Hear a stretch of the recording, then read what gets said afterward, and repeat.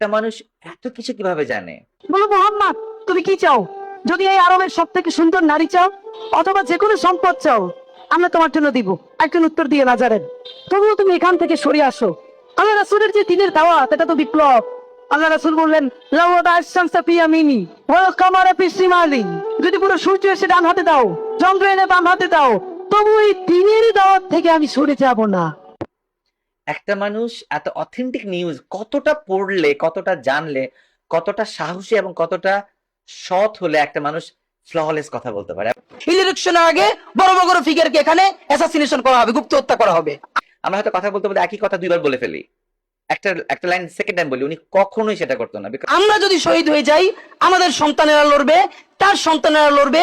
কিয়ামত পর্যন্ত বাংলাদেশ নামক জমিন যতদিন বেঁচে থাকবে, ততদিন পর্যন্ত আজাদির সন্তানেরা লড়াই করবেই করবে। কোনো একটা ওয়ার্ড উনি সেকেন্ড, উনি আরেকটা গুণ আমি বলি, আমি জানি না আপনারা নোটিস করেছেন কিনা, উনি যখন কোন একটা স্টেটমেন্ট, কোন একটা কথা বলে, কখনোই সেকেন্ড ওয়ার্ড, একই ওয়ার্ড সেকেন্ড টাইম রিপিট করে না। এটা কি? আমি নির্বাচনে দাঁড়িয়েছি লিফলেটটা দিয়ে সালাম দিয়ে। কেন নির্বাচন করবা? আমি এমপি হতে চাই। এমপি কেন হবা? তোমার কি কোনো অভিজ্ঞতা আছে? আমি বললাম, কেমন অভিজ্ঞতা? বলে, তুমি কোনোদিন ওয়ার্ড কাউন্সিলর হয়েছো? তুমি এমপি হতে চাও? জাস্ট আমি একটু ধৈর্য হারাই গেলাম। পরে যে প্রশ্নটা করলো, তুমি তাহলে এখানেই কেন করছো? আমি বললাম, আমি এখানের ভোটার, ঢাকা হাটের ভোটার, করতে সমস্যা কি? আর তুমি কি ওয়ার্ড কাউন্সিলর হয়েছো? আমি বলি, ওয়ার্ড কাউন্সিলর আর এমপির কাছ তো এক না, আমি ওয়ার্ড কাউন্সিলর কেন? তারপর আমি বললাম, আমি শুরু করছি এমপি দিয়ে, আমি তো একদিন জাতিসংঘের মহাসচিব হইতে চাই। তারপর সে দেখলাম খুবই ট্রিগার্ড হয়ে গেছে। হ্যাঁ, বাচ্চা মানুষ। আমি বললাম, চাচা, এই মনস্তত্ব ভাঙতে হবে। উঠে এসে বললো, তোমরা তো সবকিছু ভেঙে ফেলছো। আমি বললাম, ইয়েস, ইনশাল্লাহ আরো অনেক কিছু ভাঙবো।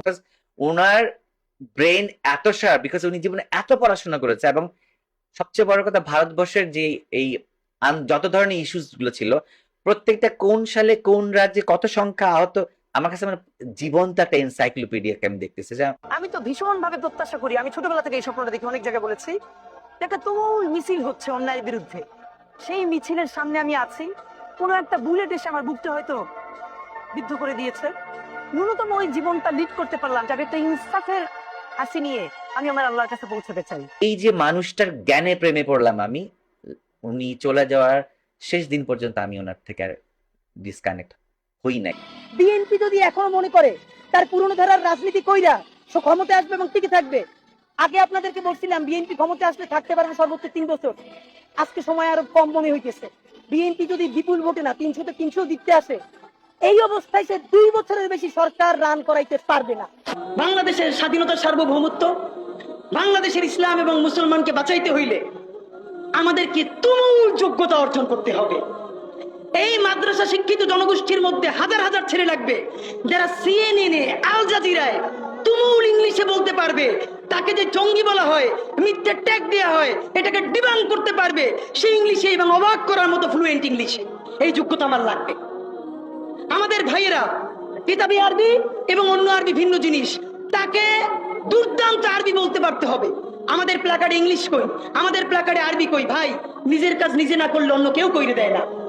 প্লিজ, আপনারা কয়দিন আমারে, কয়দিন ওরে ভাই মনে করবেন, এরপর তো আমি আপনার বিপক্ষে বলবো, তখন আবার গাই লেবেন, এইটা কইরেন না।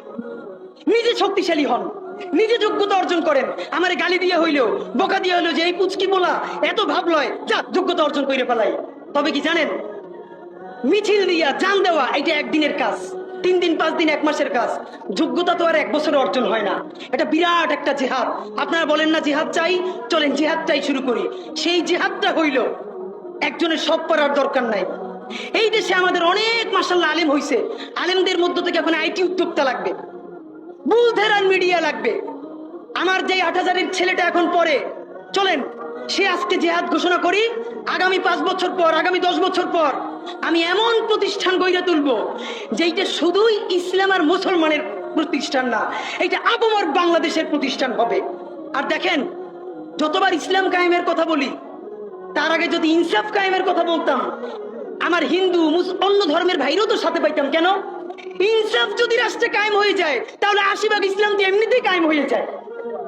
তাহলে আগে আসেন ইনসাফের রাষ্ট্র বানাই, যে ইনসাফের রাষ্ট্রে সকল ধর্ম, বর্ণ, নারী, পুরুষ আমাদের অংশীদার হবে। ইনশাআল্লাহ ইনসাফ যদি কায়েম হয়ে যায়, সেই ইনসাফে যদি কারো খিলাফত আকাঙ্ক্ষা থাকবে, আলহামদুলিল্লাহ হইতে পারে। বলেন তো, বলে একটা কথা, হাসিনা কোনটা বেআইনি কাজ করছে?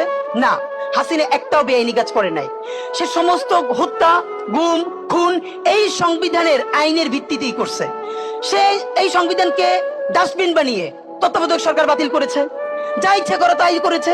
এবার তো সে তো বেআইনি কিছু করে নাই, কথা তো সত্য। আমার বিএনপির ভাইদের প্রতি শুধু একটা আফসোস লাগে, কারো কারো দেখি ৭২-এর সংবিধানের প্রতি তাদের কি গভীর প্রেম। বেগম জিয়ার মৃত্যুর সাথে সাথে বাংলাদেশের রাজনীতি থেকে বিএনপি বিদায় ঘটে যাবে।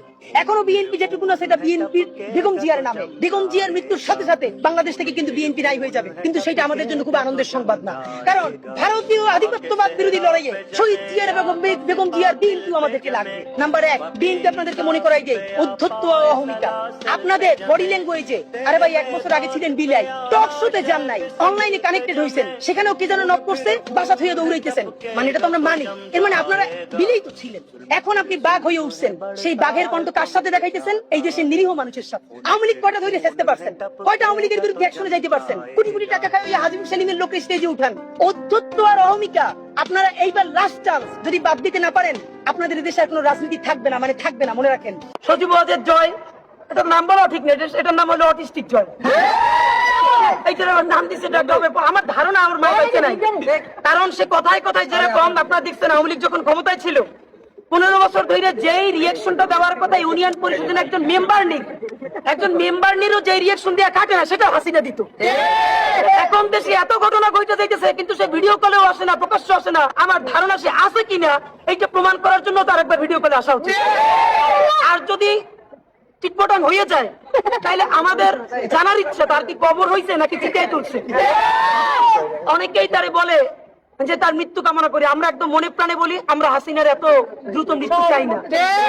অন্তত প্রথমত আল্লাহর কাছে প্রার্থনা করি সে 100 বছর বাঁচুক, এবং সে গত 15 বছরে বাংলাদেশের যত সন্তানকে এতিম করেছে, যত বাবা মার বুক খালি করেছে, গণহত্যা করেছে, গুম করেছে, খুন করেছে, আয়নাঘর করেছে, দেশের প্রতিটা ইঞ্চি তার ক্ষমতার জন্য দিল্লির কাছে কেজি ধরে বিক্রি করে দিয়েছে।